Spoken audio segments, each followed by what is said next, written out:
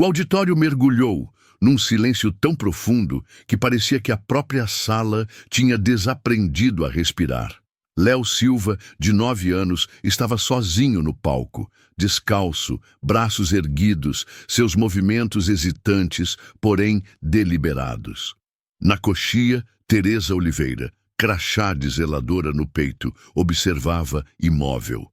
Na primeira fila, Natan Silva ergueu-se um pouco da cadeira, o rosto pálido. Ninguém entendia o que estava acontecendo, mas ninguém se atrevia a interromper. Natan Silva construíra um mundo onde tudo respondia à lógica. Algoritmos, investimentos, resultados, tudo, exceto seu próprio filho. Desde que Clara se fora, Léo não dissera uma palavra. Os terapeutas chamavam de mutismo seletivo. Natan chamava de mais uma falha no sistema. A apresentação de fim de ano da escola deveria ser simbólica, um sinal público de que Léo conseguiria, ao menos, permanecer parado num palco. Natan havia providenciado tudo: iluminação especial, controle de entrada, uma terapeuta nos bastidores. Mas Teresa Oliveira não fazia parte do plano. Ele nem sequer sabia quem ela era, apenas que ela tirara as luvas e assentira para Léo segundos antes de o menino avançar. Agora, enquanto seu filho se movia sem orientação, Natan via a estrutura que ele impusera às suas vidas começar a ruir. Esta é a história de como um homem obcecado por controle encarou algo que não podia prever e descobriu uma verdade que máquina nenhuma conseguiria medir. Mas, naquele instante, ele não fazia ideia do que viria a seguir. Natan Silva não acreditava em deixar as coisas por conta do acaso. Suas manhãs começavam às 5h em ponto. Academia, vitamina, 2 horas de programação ininterrupta antes da primeira reunião. Seu império, Dinâmica Silva, havia revolucionado a inteligência artificial em 3 continentes. Eficiência era sua religião. Emoção, um defeito no sistema. Em casa, essa mentalidade persistia. Cada brinquedo no quarto de Léo era terapêutico. Cada refeição, com calorias contadas. Cada minuto, programado. No entanto, nada funcionava. Léo não fazia contato visual. Não respondia ao ser chamado pelo nome.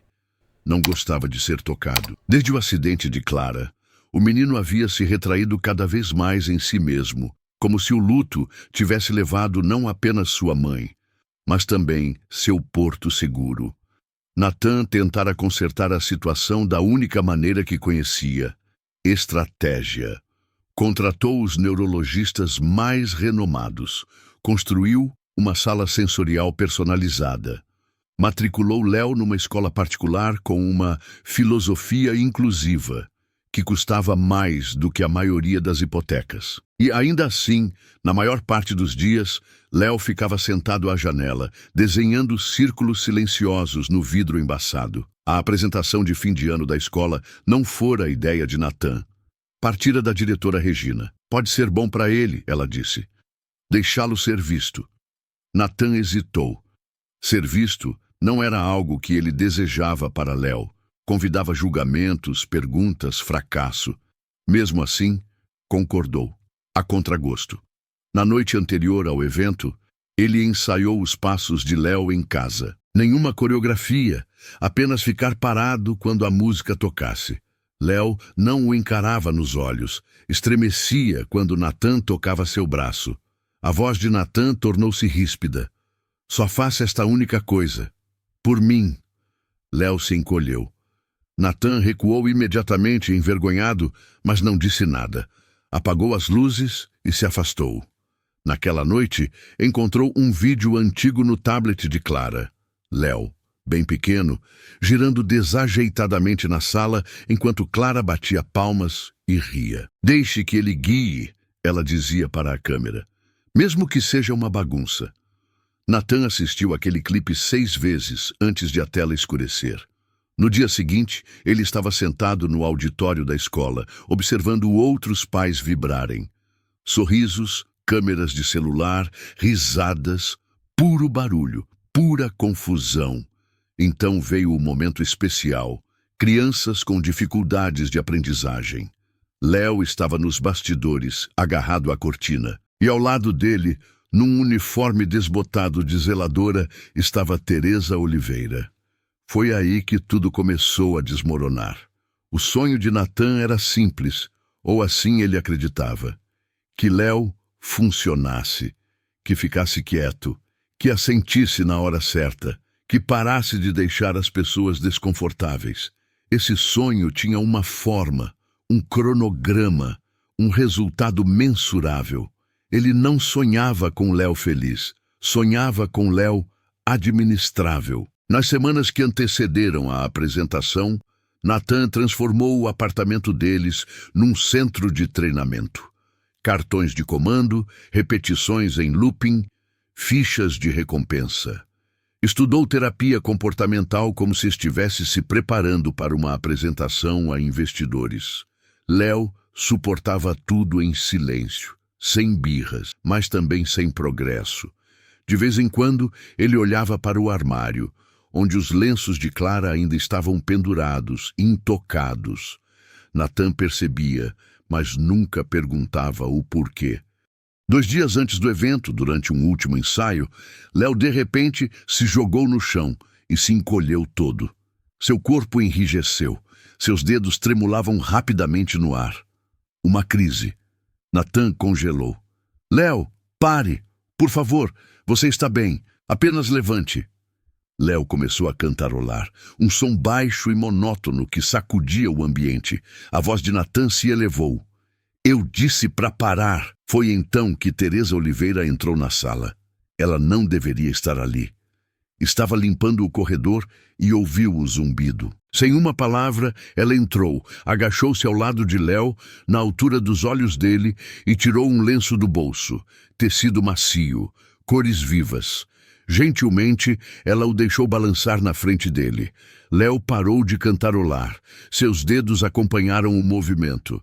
Ela não o tocou, não falou, apenas seguiu o ritmo dele até sua respiração se acalmar. Natan ficou ali, de maxilar cerrado, sem saber se agradecia ou chamava a segurança. Quem é você? Ele perguntou seco. Apenas a zeladora. Ela respondeu sem vacilar, dobrando o lenço e se levantando. Você não deveria interferir. Teresa ergueu uma sobrancelha. Não sabia que acalmar uma criança era interferir. Natan não respondeu.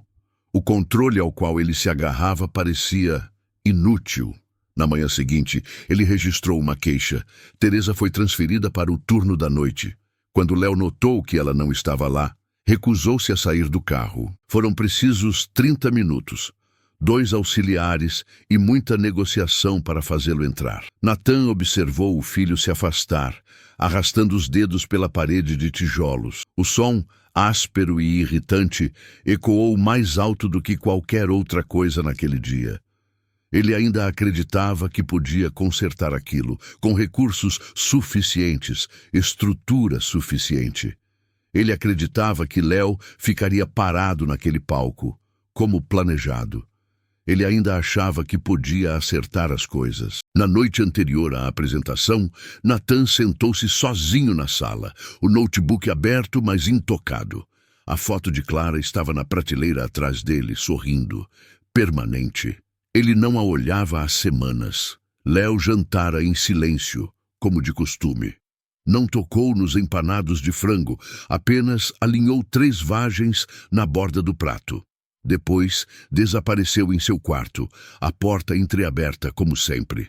Natan encarou sua comida intocada. Algo dentro dele queria bater na porta, sentar-se ao lado do filho e tentar de novo.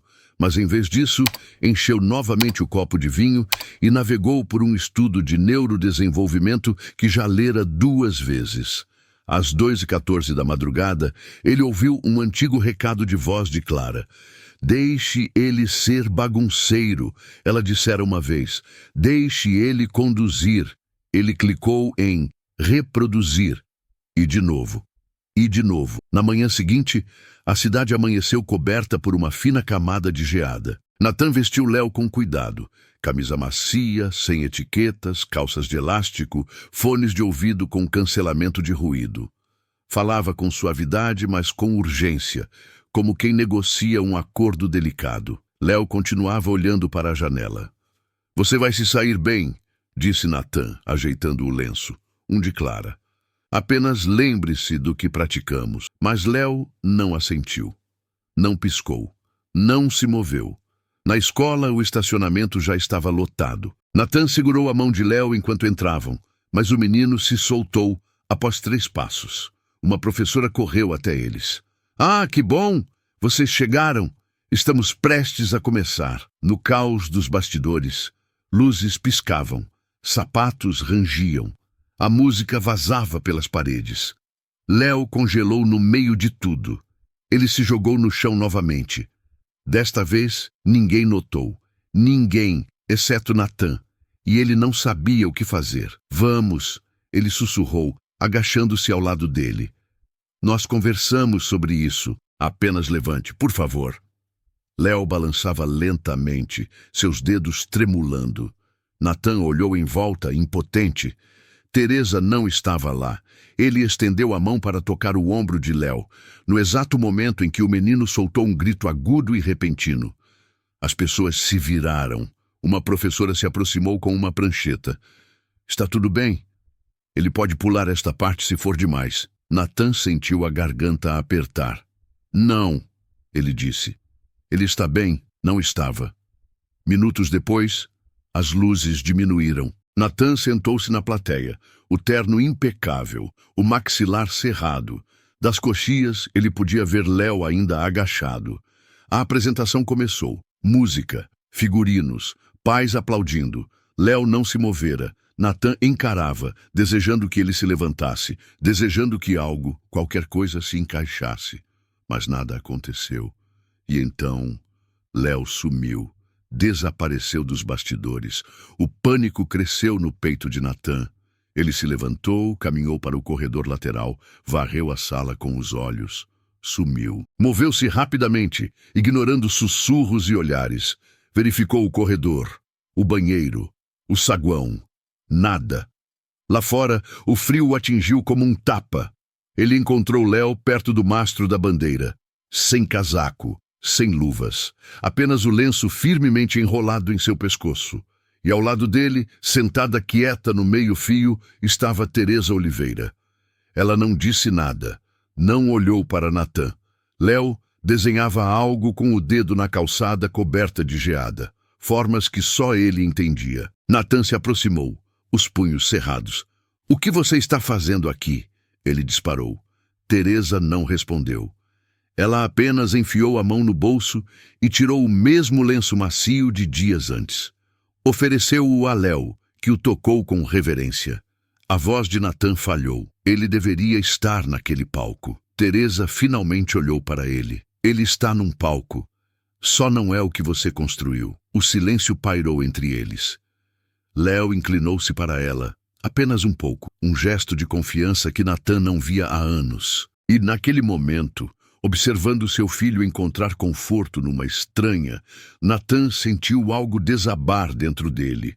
Não raiva, nem mesmo vergonha, mas uma espécie de perda oca que ele não conseguia nomear. Ele tinha todas as respostas, todo o dinheiro. E, no entanto, seu filho desaparecera bem na sua frente e reaparecera na presença de alguém que ele tentara apagar. Você já se sentiu como se estivesse fazendo tudo certo, apenas para perceber que tinha deixado de lado a única coisa que mais importava? Compartilhe sua história nos comentários.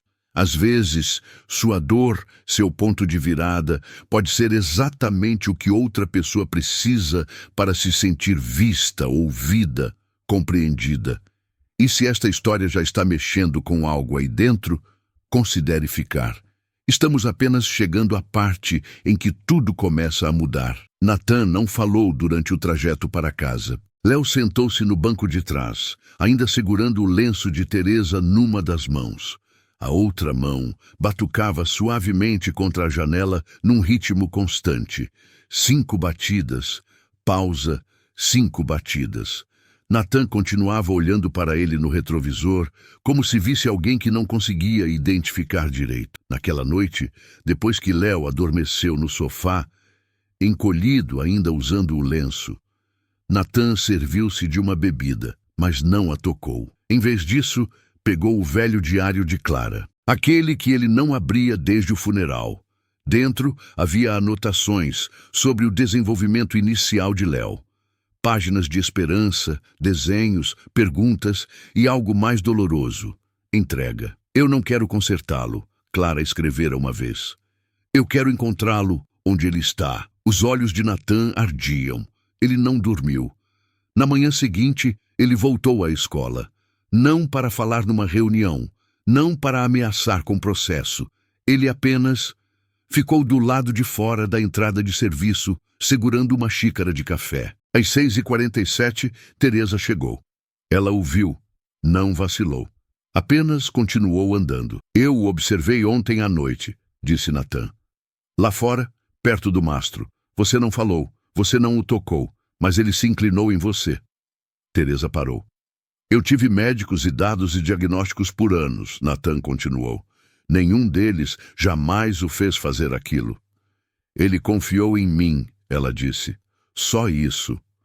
Eu não sei como conquistar isso. Comece não o chamando de problema. Natan não discutiu. Pela primeira vez, ele não tinha uma defesa preparada. Ele tem um ritmo, ela acrescentou. Não está quebrado. Só não é o seu. Natan olhou para baixo, depois entregou a ela a xícara. Puro, sem açúcar. O favorito de Clara. Teresa pegou. Assentiu. Depois entrou.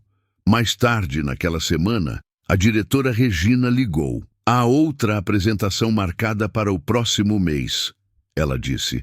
Aquela com estímulos reduzidos, menos gente, sem microfones. Podemos cancelar se for demais. Não, Natan interrompeu. Deixe que ele escolha. Naquele domingo, ele deixou a TV desligada. Em vez disso, sentou-se ao lado de Léo no chão, quieto, sem planos, sem instruções, apenas observando. A certa altura, Léo colocou um giz de cera na mão dele, um rabisco, 2 formas, uma vermelha, uma azul. Não significavam nada. Mas Natan não o corrigiu, não perguntou. Ele apenas rabiscou algo de volta. E pela primeira vez em muito tempo, Léo não se afastou. O dia da apresentação com estímulos reduzidos chegou discretamente, sem faixas, sem luzes. Apenas um círculo de cadeiras no ginásio da escola, tapetes macios no chão e uma caixa de som tocando música ambiente num volume pouco acima de um sussurro. Natan sentou-se no canto sem celular, sem prancheta, apenas observando. Léo entrou no espaço lentamente, examinando-o como uma paisagem. Seus fones de ouvido estavam desligados. Teresa estava por perto, não guiando, apenas presente. Então algo inesperado aconteceu. Léo caminhou para o centro da sala, pegou uma fita de seda de uma pequena caixa e começou a se mover. Não de forma descontrolada, não desajeitadamente, com intenção. Ele girou uma vez, parou, depois estendeu a mão num arco lento. Outra criança se juntou, depois outra. Ninguém os liderava, mas Léo estava no centro e eles o seguiam. A respiração de Natan ficou presa no peito. Ele não entendia o que estava acontecendo, mas não precisava. Léo não estava se apresentando. Ele estava se expressando. Natan lembrou-se das palavras de Clara de uma gravação esquecida. Ele não fala como nós, mas ele fala. A sala parecia um santuário. Pela primeira vez, o mundo de Léo não parecia uma zona de guerra de expectativas. Parecia um lar. Após o término da sequência, as crianças voltaram silenciosamente para seus lugares. Sem aplausos, apenas sorrisos suaves. Léo veio até Natan e colocou a fita em sua mão. Natan olhou para ela como se fosse feita de vidro. Você fez isso, ele sussurrou. Léo não reagiu, mas também não se afastou. Mais tarde, Teresa se aproximou dele perto das portas do ginásio. Impressionante, disse Natan em voz baixa. Na verdade, não, ela respondeu. Ele sempre teve isso dentro dele. Você é que nunca viu. Natan assentiu lentamente. Porque eu estava muito ocupado tentando construir a versão dele que eu queria. Não, ela corrigiu. Você estava tentando construir a versão de você que pudesse sobreviver a ele. Aquilo o atingiu em cheio. Natan não respondeu. Não conseguia. Mas ao olhar de volta para a fita em sua mão e para o menino agora calmamente empilhando blocos de yoga no canto da sala, ele entendeu. O controle nunca o aproximara de Léo, mas a presença talvez o fizesse. A fita ficou na mesa de cabeceira de Natan por dias. Ele se pegou olhando para ela mais de uma vez, como se contivesse instruções que não conseguia decifrar. Ele cancelou 2 reuniões com investidores na semana seguinte, algo que não fazia há anos. Em vez disso, sentava-se na biblioteca da escola durante as aulas de arte de Léo, em silêncio, observando. Numa tarde, Teresa passou por ele no corredor. Ele a seguiu. Você já sentiu como se tivesse perdido algo importante e agora é tarde demais para recuperar? Ele perguntou. Ela não respondeu imediatamente. Apenas abriu um armário de suprimentos e fez um gesto para que ele a seguisse. Dentro havia prateleiras de potes de tinta, lenços velhos, quebra-cabeças com peças faltando. Teresa apontou para um cartaz torto na parede. O progresso não é linear, nem a cura. Você acha que eu o machuquei, disse Natan. Eu acho que você tentou, ela respondeu. Mas às vezes tentar parece controle. E crianças como o Léo não respondem a controle. Elas respondem a serem vistas. Ele se sentou num balde virado. Passei 2 anos falando sobre ele, para médicos, para especialistas, mas nunca com ele. Teresa assentiu. Então talvez seja a hora de começar. Naquela noite, Natan cozinhou o jantar ele mesmo. Panquecas, as favoritas de Léo. Queimadas de um lado, desiguais do outro. Quando ele pousou o prato, Léo piscou para ele. Depois, pegou um pedaço com os dedos. Natan não o corrigiu. Não o incentivou a usar um garfo. Ele apenas se sentou. No meio da refeição, Léo deslizou um giz de cera pela mesa. Natan o pegou, rabiscou algo no guardanapo de papel. Um quadrado, um triângulo. Léo observou. Depois adicionou um redemoinho verde no canto. Não significava nada. Significava tudo. Mais tarde, enquanto dobrava a roupa, Natan encontrou um dos velhos cadernos de Clara escondido debaixo do travesseiro de Léo. Dentro havia desenhos, alguns familiares, outros não. Mas um o pegou de surpresa. Um boneco palito de mãos dadas com um boneco menor, ambos cercados por um círculo vermelho. Um terceiro boneco de cabelos compridos estava por perto, sorrindo. Natan traçou as linhas de giz de cera com o dedo. Seria Clara? Léo? Ele? Ou seria um mundo onde todos eles ainda existiam, só não como ele imaginara? A porta rangeu. Léo estava ali, descalço, o lenço em volta do pescoço. Ele não disse uma palavra, mas ele assentiu. E Natan, finalmente, assentiu de volta. 3 semanas depois, Natan voltou à escola. Desta vez, com um pedaço de papel dobrado no bolso e um aperto no peito que não sentia desde o funeral de Clara. Ele não entrou pela entrada principal. Em vez disso, caminhou para o estacionamento lateral, onde a equipe de manutenção geralmente estacionava, onde Teresa costumava chegar. Ele esperou. Quando ela o viu, parou, os olhos se estreitando. Você está adiantado. Eu trouxe uma coisa, ele disse, entregando a ela o papel dobrado. Era uma carta, escrita à mão, sem logomarca da empresa, sem linha para a assinatura, apenas as palavras de Natan. Um pedido de desculpas, não polido, não corporativo, não defensivo, cru. Eu não sabia o quanto eu não sabia, dizia, sobre o Léo, sobre pessoas como você, sobre ouvir. Teresa o desdobrou lentamente, leu em silêncio. Depois ergueu os olhos. Para que é isto? Um começo, Natan respondeu. E uma pergunta. Ele entregou a ela uma segunda folha. Era uma proposta. Nada chamativo. Apenas financiamento para um programa de movimento com integração sensorial. o nome dela no topo. Controle criativo total. Eu quero apoiar o que você já está fazendo, ele disse. Não refazer, apenas impulsionar. Teresa o estudou. Por que agora? Nathan hesitou. Então olhou para além dela, em direção às portas de vidro da escola onde Léo observava, seu lenço amarrado nos ombros como uma armadura. Porque eu não quero perder mais nada. Naquela noite, o ginásio foi adaptado novamente. Desta vez, não para uma apresentação, mas para uma noite de ateliê aberto. Sem público, sem roteiro, apenas música, lenços, tapetes, luz. Léo pisou no chão, olhou ao redor e então estendeu ambas as mãos, a fita em uma delas, convidando os outros a segui-lo. E eles o fizeram. Crianças de todos os tipos. Algumas com aparelho nos dentes, outras com acompanhantes. Algumas com mãos que batiam ou pés nervosos. Todas se movendo juntas. Na borda da sala, Nathan sentou-se no chão. Não no canto, não atrás de um notebook. Apenas ali. Teresa sentou-se ao lado dele, braços cruzados, observando silenciosamente. Sabe, ela disse, você poderia se juntar a eles. Nathan riu baixinho. Acho que eu quebraria alguma coisa. Eles não vão se importar. Ele hesitou. Então se levantou. Enquanto atravessava o chão, Léo se virou. Não parou de dançar. Apenas se deslocou, abrindo espaço. Nathan ergueu os braços, não elegante, não coordenado, mas espelhou o ritmo do filho. Lento, gentil, presente.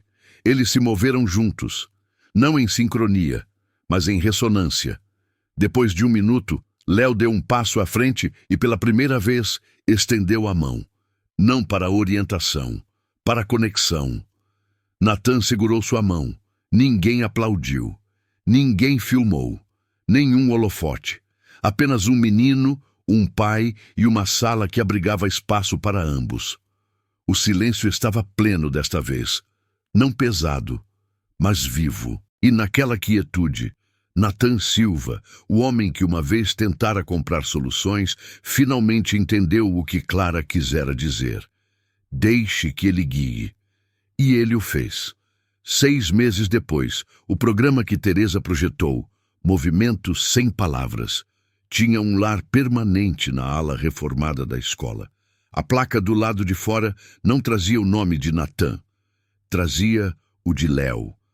Lá dentro, as crianças se moviam livremente, sem espelhos, sem pressão, apenas cor, música, ritmo e respiração. Nathan frequentava as sessões com frequência, não como benfeitor, não como palestrante convidado, apenas o pai do Léo. Ele não perguntava mais sobre marcos de desenvolvimento. Em vez disso, notava momentos.